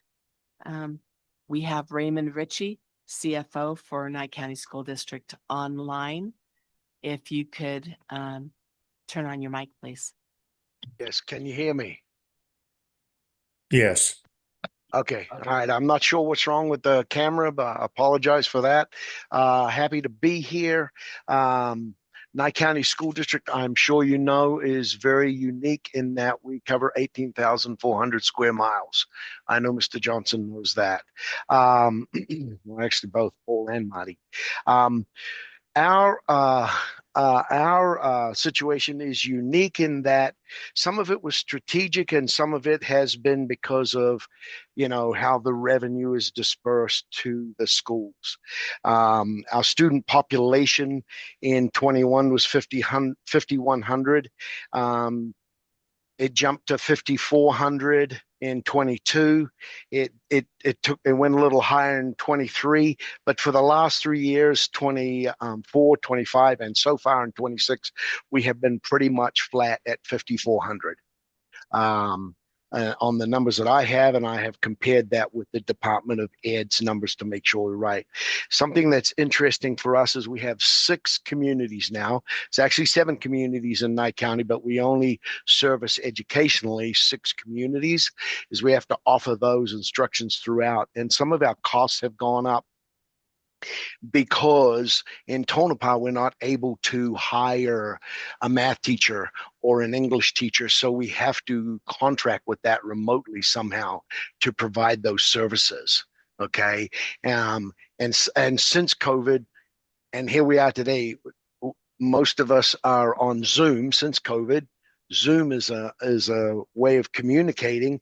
It's very hard for Nye County to get speech therapists or psychologists to travel to places like Gabbs, Nevada, or even Round Mountain, or even Tonopah. Some of those services we have to contract, or because of our remoteness, we have to hire additional nurses because there's just not enough in the area to provide some of our services for our special ed. Some of our special ed costs have gone up because of these things, but we are aware of it. We are working on it. An interesting thing on the pupil-centered funding, our money did rise, just like Eureka said, and we did give those pay raises, like Douglas said, in 24 and 25, based on the money that was given to us by the legislators for teachers. That was expected. That's something that happens forever. But what happened to Nye County was in the pupil-centered funding for 25, we got $11,505, but in the 26, we got $11,424. I'm not sure how many other school districts dropped in their pupil-centered base. So that was a challenge. And for next year, based on the legislation, we'll get back to 11,525. So we'll get an extra. So we lost just under $500,000 in revenue for the 26 year. We did make adjustments in our budget. But again, Nye County hadn't done textbook adoption in years. So we had to do textbook adoptions. We don't control the PERS increase that happens to us every 2 years. And I'm sure you all know PERS has gone up for at least the last 10 years, something beyond district's control. But we are, and yes, we didn't have a ending fund balance this year of 4%. But we will have an ending fund balance next year of 4%. We are looking right now at our budget for next year. We're putting it together. We are discussing where we can save. We're looking at staffing. We're evaluating our staffing in all departments and in all schools and looking at where the savings is.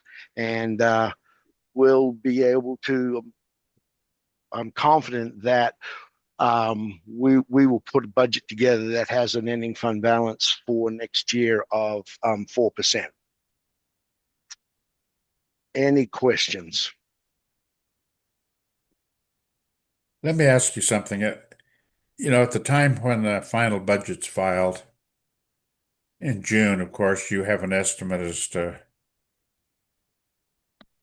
the enrollment. Yes. It goes into that budget. Then, of course, when school starts in August, September, then you actually have a correction to that enrollment. Have you been getting a decrease in enrollment between your estimated and your actual in those months? No, this year we are pretty flat. So what I do every year is I roll up our student count numbers to see, that's rolling everybody from kindergarten up to 12th grade to see what our projected numbers would be. And then I also take an average of the 3 quarters of the year I'm in and take an average and compare, and I always use the lower of that. And right now, it appears that we're still flat. We're still flat at 5,400. Hasn't gone up, hasn't gone down. I would have been more concerned. There was a charter school that was supposed to open at the beginning of next school year, but they've delayed that for a year. So we will be definitely strategizing. But for us, for the last 3 years, we have pretty much been flat. And out of the last 5 years, I think we've taken a few dips, but nothing significant, and then we've come back up. Not nice, kind of interesting, because Pahrump is our biggest community for those that don't know, and we're a bedroom community for Las Vegas. And there's a lot of development going on at the south end of town of Pahrump, and folks are coming over here, kids are coming into school, and those schools that are close to there see, an increase of, they're our largest elementary schools. We have like 570 kids in one of our elementary schools, just because that's where the development is. Okay. Thank you. Any other questions? Members of the committee? Mr. Chairman, Tom Szynski, sorry for chiming in again. Just looking at the budgeted ending fund balance for this year, you're just above 66,000. So I guess my general concern is when fund balances decline, you have to work that much harder to get them back up to 4% or which is your goal, but you're below that threshold, at least as I understand it. So I just want to make sure that you're cognizant of the extra effort that it's going to take to get that fund balance back to the prescribed level. Yes, I'm very well aware of it.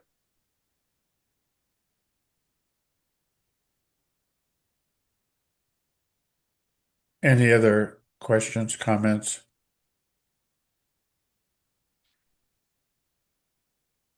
Let's go to Humboldt School District then.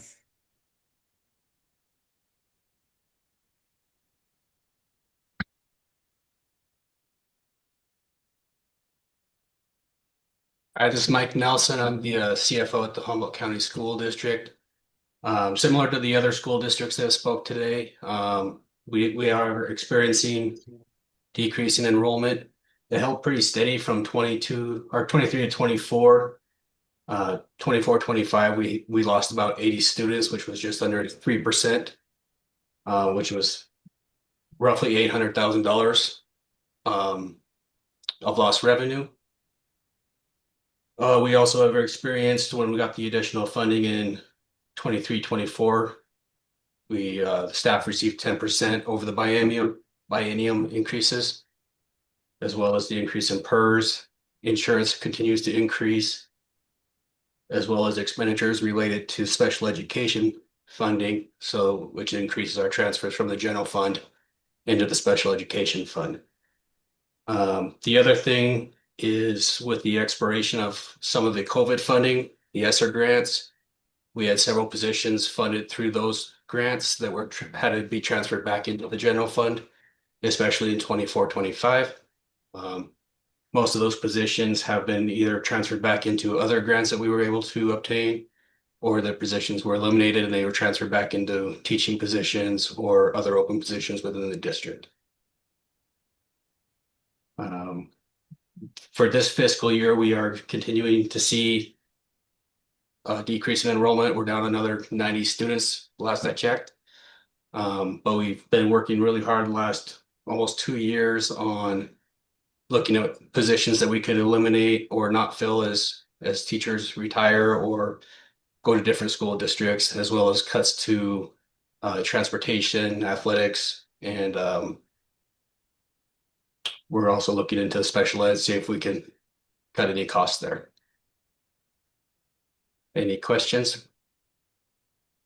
No, I think, I don't know that I've got a question, but it's pretty obvious, we have a lot of school districts, and of course, you've got 3 years succession where you've got a declining balance.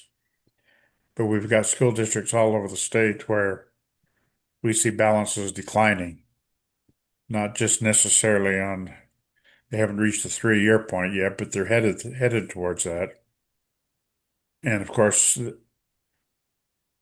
none of the school districts can allow that to continue.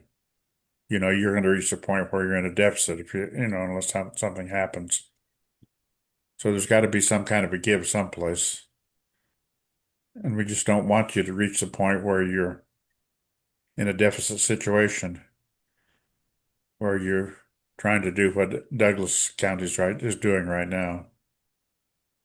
I just want to emphasize, that whatever it takes, you need to do it before we arrive at that situation. Do we have any comments, questions from members of the committee?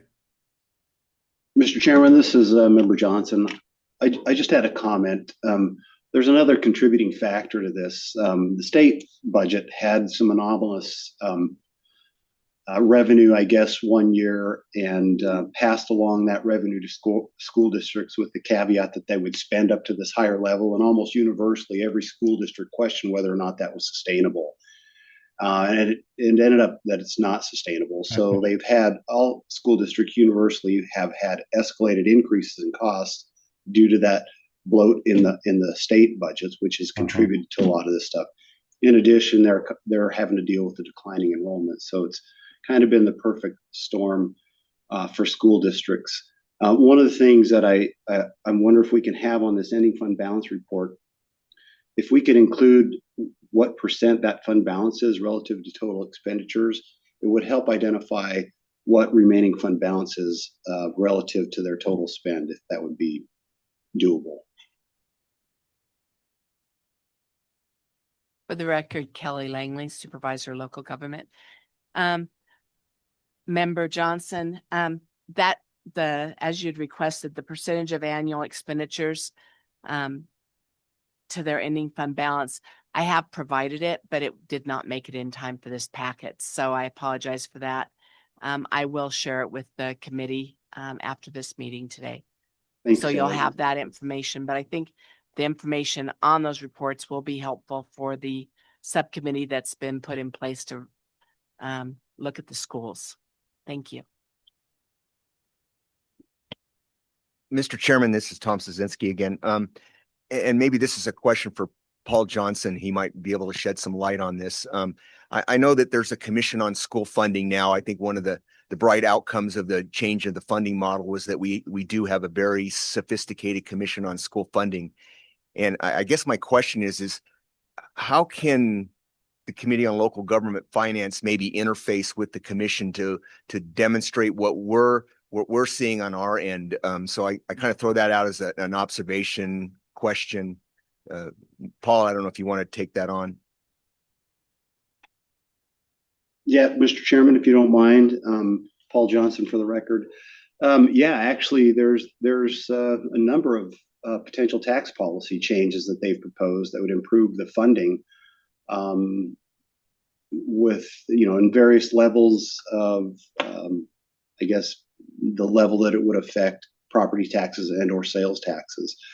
I think it'd be worthwhile at least taking a look at those to see if there is any way that we could synergize what we do here at CLGF with any policy moving forward that might be able to help school districts.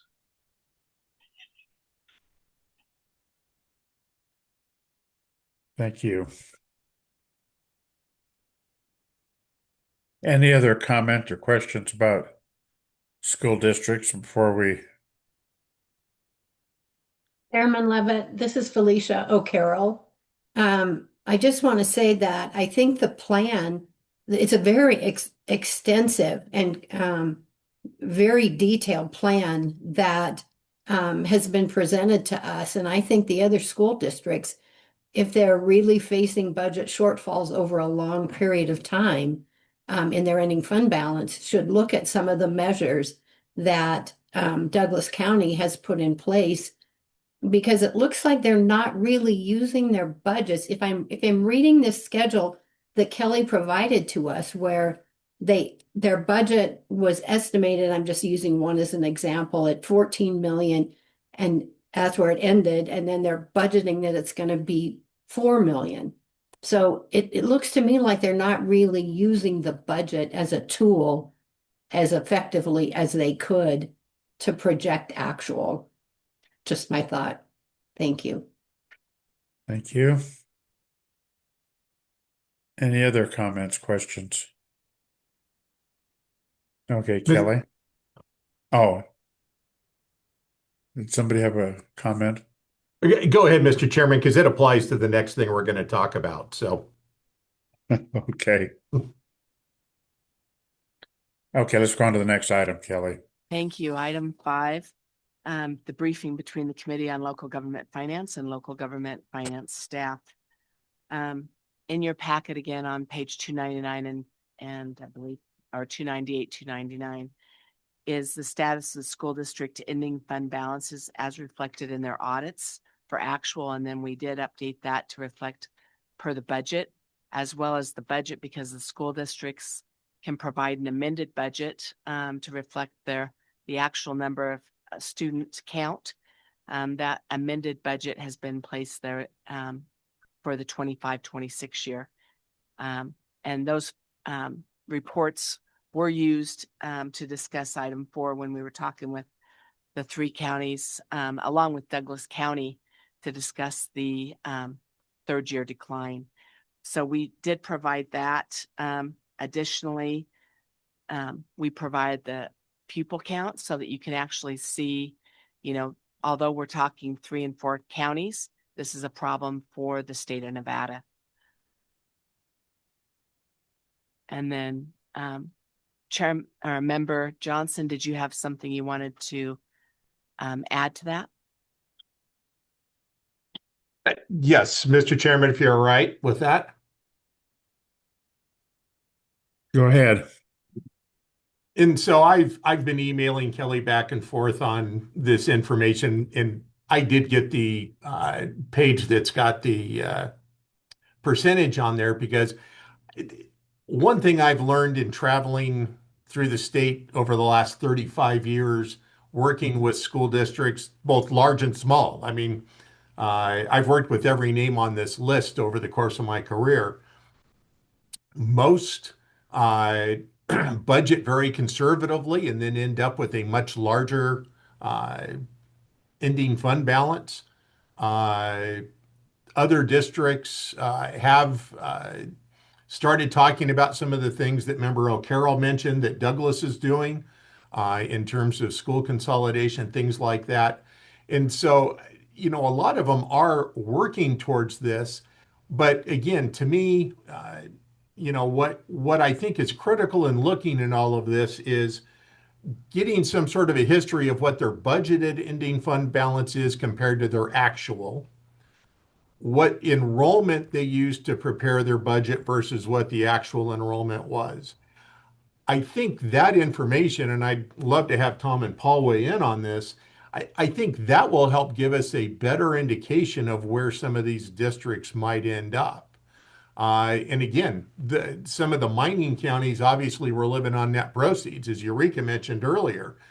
Net proceeds are no longer anything that matters on the operating side for these rural districts. So part of it's going to, I think, a learning curve in how the state funding program works and what revenues they're not getting that they used to get. But also it's some of what their prior practices have been, and perhaps needing to revisit some of those. Thank you. Mr. Chairman, Tom Szynski, just to chime in. Yeah, I agree with everything that Marty said. I think that as a subcommittee, these are things that we can be taking a look at, and information that we can ask for in terms of not only monitoring Douglas, but the other districts that are showing these multi-year declining fund balances, and so that we can provide added value for the work that we're doing. Thank you. Yeah, and Chairman Levitt, this member Paul Johnson, having a positive fund balance is a good thing, and that's something you're supposed to spend when things go the other direction in order to mitigate the impact toward the educational process. You want to have your finances have the least disruption to education as possible. So I don't necessarily see spending down a fund balance as necessarily a bad thing unless it goes below a certain threshold, because that way you can reduce the impact of budget cuts toward the students over a period of time. So I don't know it's necessarily a bad thing on its own, but that with other factors could necessarily lead to something that is more systemic. Yeah, particularly a one-time decrease in fund balance because of some situations obviously is necessary sometimes. The biggest concern I think you mentioned is when this happens on every year for a number of years, then you start to worry and have concern about where you're going to end up. Yeah, and just to follow that up, I think Douglas County School District is maybe a perfect example of that, where they had a huge healthy fund balance, and then over a period of 5 years, it went down to negative. So that certainly was a leading indicator that they were going to have problems. And that ended up being systemic. So once they reached below a certain percent threshold that was unhealthy, then I think those two things combined really are a sign that they are in distress. Mm-hmm. Yeah, thanks. Chairman, this is Jessica. Just one comment, and I'm sure the committee will be looking at this, but you talked about those one-time types of expenses. There's also one-time types of transfers that could be coming in. Or I think someone else mentioned, are there expenses that should be in their general operating fund that are now being coded or charged to other funds that, it's not easy to identify. That fund balance may look healthy, but there may be a problem out there in the future. So there's a couple other things for the committee to consider. Thank you.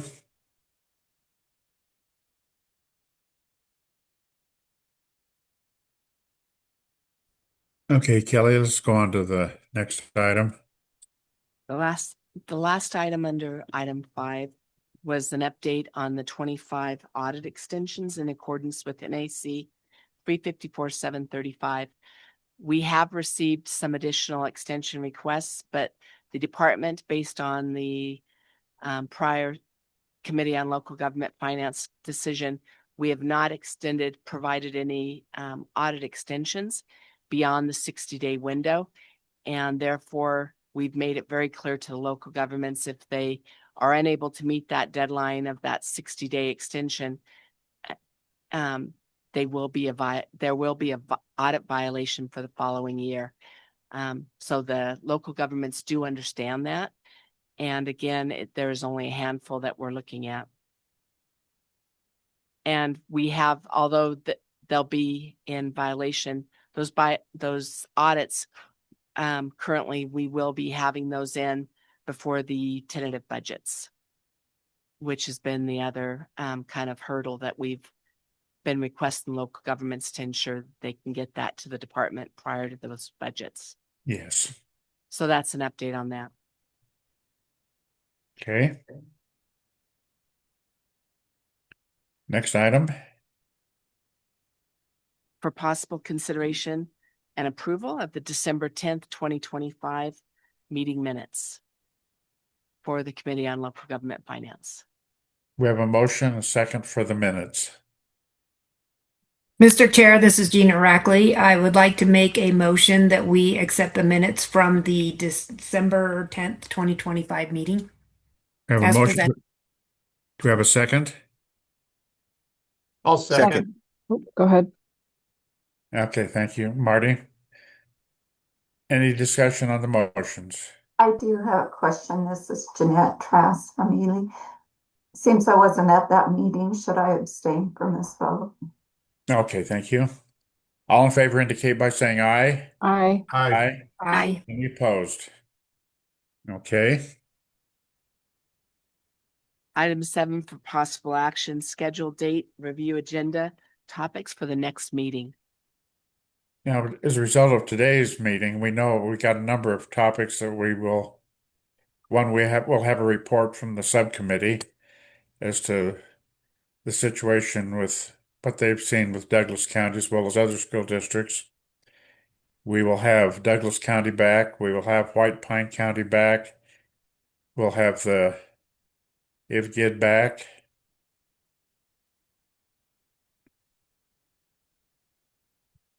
Any other topics that we know of right now?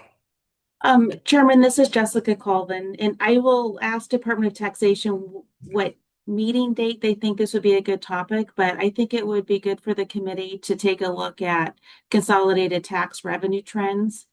Many local governments rely heavily on that revenue source, and it's really flattening out, potentially decreasing in some areas. And we haven't made it to, most local governments haven't received their base distribution in a number of years, which is concerning. We can put that on the next agenda, discussion about consolidated tax, since that's a major revenue source for governments throughout the state. I stopped thinking of having the meeting somewhere between the middle and the end of May. That way we we'll have the tentative budget filed. We should have enough time to get some updates on some of these other topics. if that meets the agreement of the other committee members, let's plan on there somewhere between the middle and the end of May for the next meeting. Mr. Chairman, Tom Szynski, unfortunately, I'm going to be out of the country the entire month of May. I'll be in Europe. So I apologize, but my wife will not let me cancel that trip. So Paul or Marty can give an update from the committee on that. Well, Mr. Chairman, I was thinking we could just have the meeting in Europe. Yeah. As we end today, I'd like to make a comment about the staff of the department. As all of you know, I've been on the committee a long time. And I don't think in that my entire time on the committee, we have ever had a reference to Kelly and her staff. I don't think we've ever had a staff that has performed as well and has provided information to us as well as they have. And I think that's just my own feelings, is that they really show exemplary talent and commitment to their jobs. I just want to know how much I appreciate that. Thank you. The staff also thanks you. Anything else before we go to public comment? Okay, let's go to public comment then. Persons wishing to provide public comment remotely may access the meeting by using the telephone numbers and meeting ID posted on the agenda. Public comment will be limited to 3 minutes per person, and comments based on viewpoint will not be restricted. The chairperson may allow additional time to be given to a speaker as time allows at his sole discretion.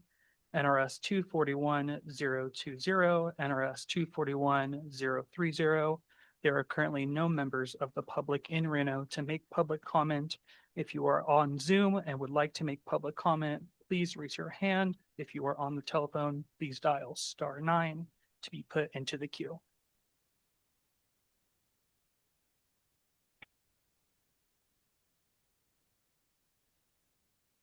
We're going to go first with Jeff Church on Zoom. Please proceed. You have 3 minutes. Greetings. I hope to be brief. My name is Jeff Church, RenoTaxRevolt.com. Number one, on the educational issues, it's not in your lane, but the problem is not the number of students in many districts. For example, Reno, we have the same number of available students as we had before.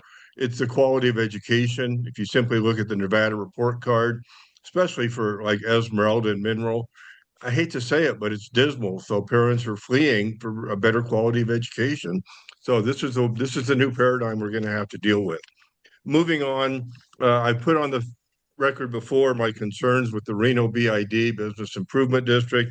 They apparently do comply with taxation requirements, but they claim they're a nonprofit and not a government agency. So I put that on the record for whatever good it can do. I'm not an expert on the law or whose lane that would be.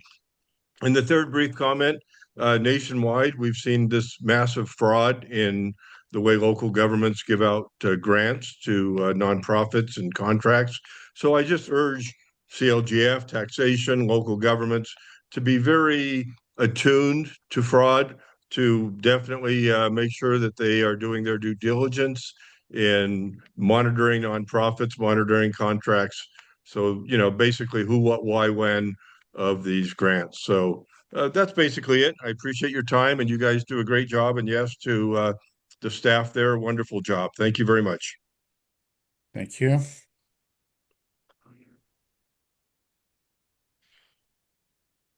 Public member with the number ending in 507, you can go ahead.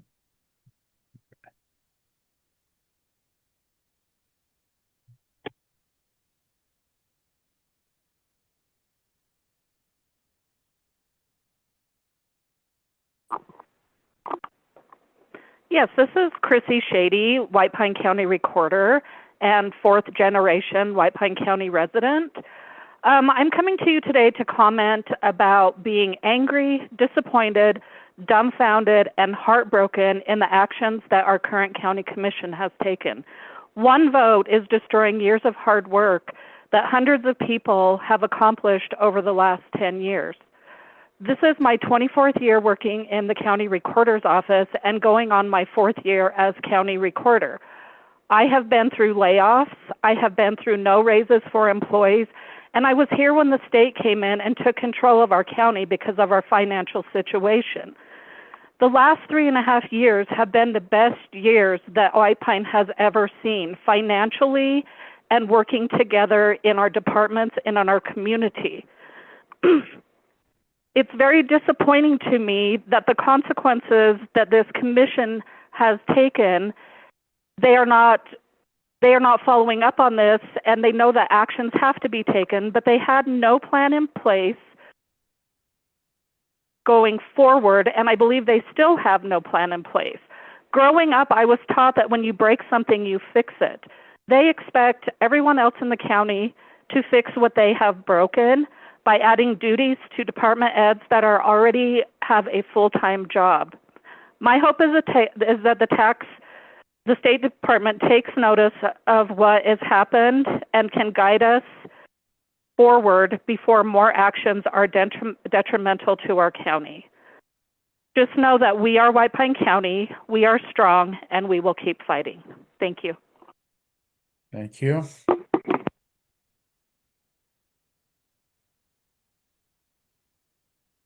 We do not have any other members on Zoom, but we do have a member in Reno who would like to make public comment.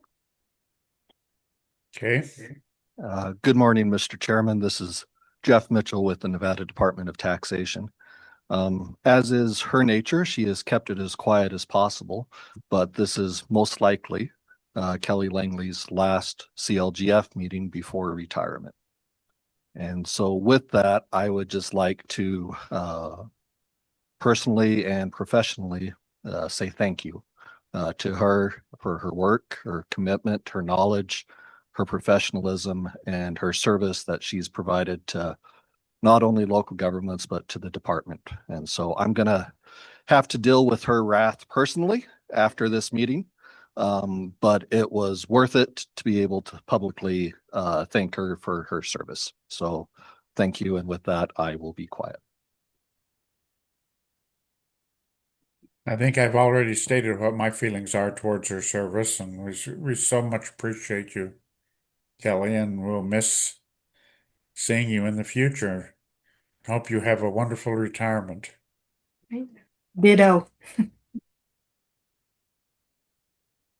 As my mic sticks, it doesn't want to let me speak. And that's probably a good thing. But thank you very much. It's a real pleasure not only to work with a great staff, but also to be able to work with as staff to serve on Committee of Local Government Finance. It's been a real pleasure and honor. Thank you. Thank you. Mr. Anyone Chairman, else yes. I'd be remiss if I didn't chime in and say congratulations, Kelly. And that you and your team have just been a joy to work with at the CLGL, at the committee level, as well as each of the individual districts or cities or counties that and beyond that all have to work with your team and staff. It's just a joy to have those relationships and those positive outcomes that we all seem to get when we have those interactions. So you're going to be sorely missed. So thank you. Any other comments before we? Just ditto. I agree. You're really going to be missed, Kelly. Thank you for all your help over the years. Thank you. If nothing else, we are adjourned. Thank you. Right.